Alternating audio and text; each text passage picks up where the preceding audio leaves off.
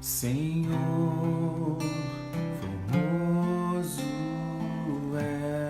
és, tua face eu quero ver, pois quando estás neste lugar, tua graça invade mim. Senhor, formoso és, tua face eu quero ver, pois quando estás neste lugar, tua graça invade mim. Tua palavra ao mundo eu deixarei brilhar. Me ajude, ó Deus, viver só para ti. Minha coroa eu deixo aos teus pés pra me lembrar. Minha recompensa é a tua glória vive em mim. Acende a chama, ó Pai, que uma vez brilhou. Vem limpar, brilhar, resplandecer no meu primeiro amor. Tua palavra ao mundo eu deixarei brilhar. Me ajude, ó Deus, viver só para ti. Minha coroa eu deixo aos teus pés pra me lembrar. Minha recompensa é a tua glória vive em mim. Amém. Essa música que Senhor, formoso és. Hoje a gente vai falar sobre paciência. E é também um assunto bem rápido, um assunto para a gente só iniciar bem a semana. E a paciência, ela supõe que a gente possa pensar nela de duas formas, de dois pontos de vista. E o primeiro é para a gente, de acordo com o comportamento, a gente buscar paciência na hora da gente ter resultados. A paciência, quando a gente começa a trabalhar ela, a gente vê que a gente precisa de tempo para a gente alcançar os resultados para cada coisa que a gente precisa, e daí a gente começa a já ver a ligação que existe em todos os princípios de Deus. E a paciência é uma delas. Enquanto a gente tentar buscar atalhos para que a gente consiga as coisas mais depressa, a gente não vai conseguir atingir os nossos objetivos de forma digna. Eu vou ler rapidamente uma palavra em Provérbios 28:20, que está escrito: o homem fiel será cumulado de bênçãos, mas o que se apressa a enriquecer não ficará sem castigo. Então a paciência, ela nos dá a oportunidade da gente pensar em cada detalhe, em cada degrau que a gente vai conseguir passar nas nossas vidas, para a gente adquirir o conhecimento, para a gente adquirir a base necessária para a gente não atropelar as coisas. Cada coisa no seu devido tempo, cada passo do seu devido tempo, cada retorno de resultado no seu devido momento. Quando a gente faz algo, seja semeando, a gente precisa do tempo para colher. Então, se hoje eu semeio alguma coisa, eu vou precisar de um tempo, e o tempo justo, para que essa colheita venha bem feita. Ontem a gente falou da vinha, e hoje a paciência me leva de novo a falar sobre semeadura. E isso faz ver o quanto as coisas de Deus, a natureza de Deus, ela está interligada, as coisas dela são interligadas. O fazer bem feito, ele requer tempo, e nós precisamos de paciência para que as coisas venham com uma capacidade evolutiva bem boa de resultados para a gente. A gente não pode nem fazer atalhos para conseguir as coisas antes. Quem tenta antecipar as coisas nunca consegue algo justo e nem algo bem feito. Também a gente não pode tentar nada que seja ilícito para crescer em cima de outras pessoas ou crescer de forma que a gente esteja se aproveitando de outras pessoas para poder crescer e etc. E a segunda forma de pensar na paciência é quando a gente pede algo para Deus. E quando a gente pede algo para Deus, a gente precisa do tempo de Deus para as coisas acontecerem na nossa vida. A gente nunca pode apressar as coisas porque nós queremos algumas coisas e elas podem não acontecer no nosso tempo. E às vezes parece que quando a gente ora, a gente faz uma oração para Deus, a gente quer que Deus seja como uma mãozinha, como um robô, que cada vez que a gente pede alguma coisa, Ele esteja pronto para colocar as coisas no devido lugar do nosso modo, e não é assim que acontece. Deus tem o tempo dele, e a paciência, ele é um princípio que vai ligar diretamente a isso.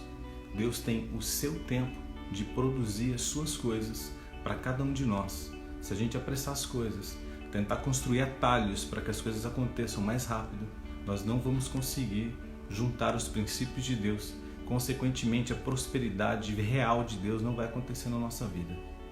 O enriquecimento espiritual depende de alguns fatores, depende dos princípios, e a paciência é uma delas. Quero contar uma história e eu vou começar a contar a história da minha filha. Eu tenho 3 filhos, a minha filha do meio, ela tem 8 anos de idade e ela gosta de pintar, ela gosta de arte, ela gosta de fazer pequenas coisas e ela faz muitas pinturas e desenhos. E quando eu olho aqueles desenhos, eu vejo algo que é difícil de outra pessoa ver. E daí me faz recordar de algumas coisas, de algumas situações que eu passei. Na empresa que eu trabalhava, eu pude estar entrando em alguns locais, museus que tinham quadros famosos. Eu trabalhei em um local onde tinha a amostra dos quadros do Miró. E quadros do Miró valem milhões. E quando eles tinham que transportar esses quadros, e dentro lá do local, quando a gente estava trabalhando para montar essa amostra, a gente via que o pessoal que pegava esses quadros, eles eram especializados. E eu olhava para aqueles quadros e às vezes eu até imaginava, eu falava assim, poxa, um quadro desse eu não consigo ver o que eles veem, porque para mim até a minha filha pinta melhor do que isso. E daí eu comecei a me lembrar de outra coisa também. Alguns anos atrás a gente visitou o Louvre em Paris. E a gente entra no Louvre, tem aqueles corredores enormes, cheios de salas, todos quadros grandes, enormes, pinturas, parece grandes, do tamanho da parede. Muita coisa assim que a gente fica abismado de ver a magnitude de todas essas coisas, mas ao mesmo tempo sem muito entender, porque não entendendo de arte, a gente não consegue entender o que aquilo realmente significa, ou as histórias e cada coisa que está ali representada. E daí a gente chega na sala onde está lá o quadro da Mona Lisa, aí você olha aquele quadro pequenininho lá no meio, metros assim, distante, que você não pode chegar, não pode se aproximar, mas você olha aquele quadro de longe. Se você vai bater uma foto, vai ser uma foto igual a todas as outras fotos que a gente vê na internet, porque todo mundo tira foto lá dentro. Então é tudo muito igual. E daí a gente não sabe exatamente reconhecer isso como um artista, porque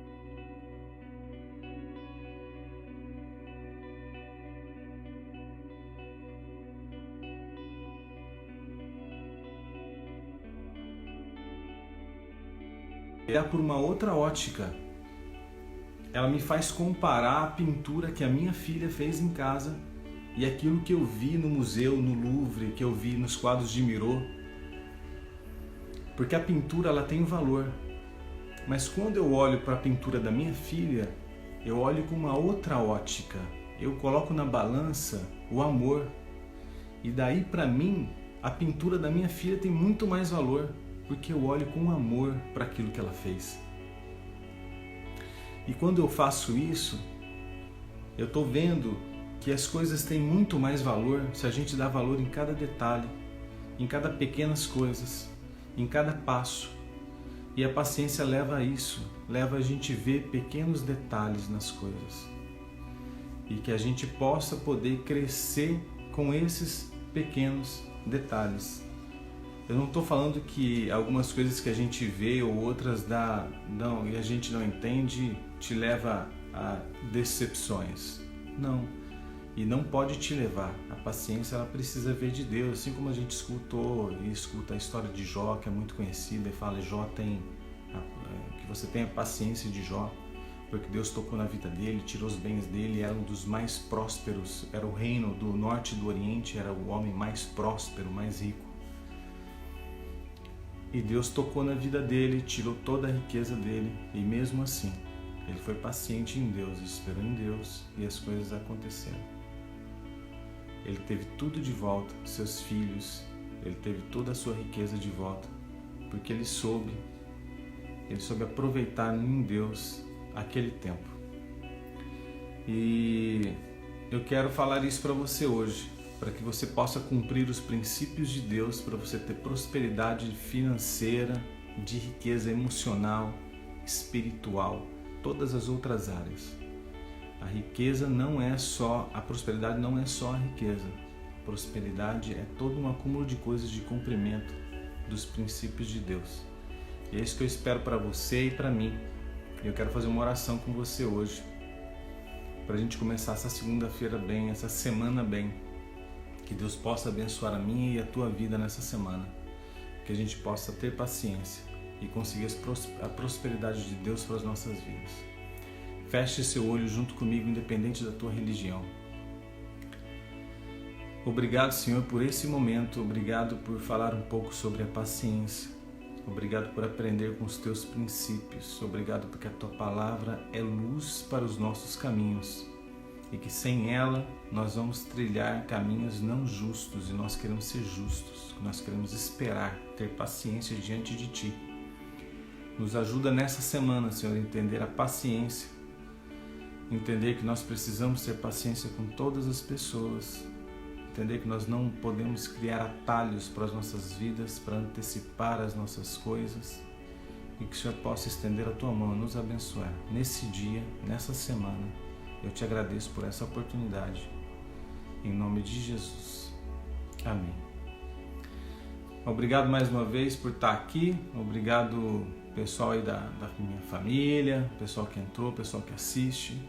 Vocês são muito bem-vindos e que Deus possa estar trabalhando no nosso coração para a gente conseguir uma prosperidade maravilhosa junto. E que o nosso maior investimento seja o ouro na eternidade. Que Deus te abençoe, boa semana e a gente vai se encontrar amanhã às 7 horas mais uma vez para esse compromisso, para essa live da prosperidade. Ok? Um abraço a todos, um beijo carinhoso e até amanhã.